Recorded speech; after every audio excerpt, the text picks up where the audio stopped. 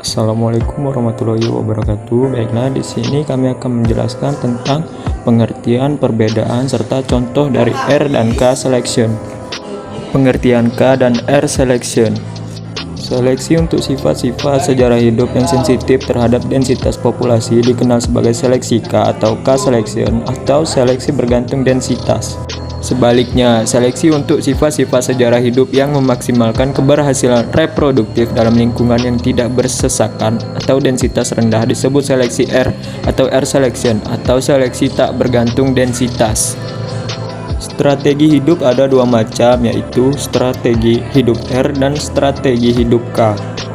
1. Strategi hidup R. Jenis makhluk hidup dengan strategi hidup R adalah yang mengalami pertumbuhan populasi yang cepat dengan mengabaikan terlampau daya dukung lingkungannya.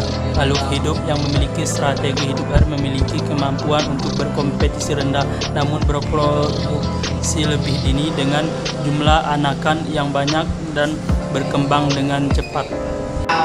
Atau dalam habitat terbuka di mana individu kemungkinan besar menghadapi sedikit persaingan, contoh lalat buah, tikus, capung, dan Strategi hidup K. Makhluk hidup dengan strategi hidup K hidup di habitat yang stabil dan ukuran populasinya mendekati daya dukung lingkungan. Makhluk hidup yang memiliki strategi hidup K kemampuan berkompetisinya tinggi namun berproduksi lambat dengan jumlah anakan yang sedikit dan berkembang dengan lambat pula. Mereka biasanya berukuran besar, jarang berpindah-pindah tempat, dan waktu generasinya panjang.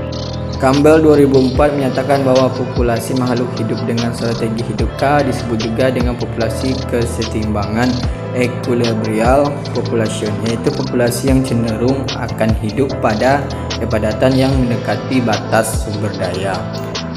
K atau daya tampung, contoh gajah dan manusia.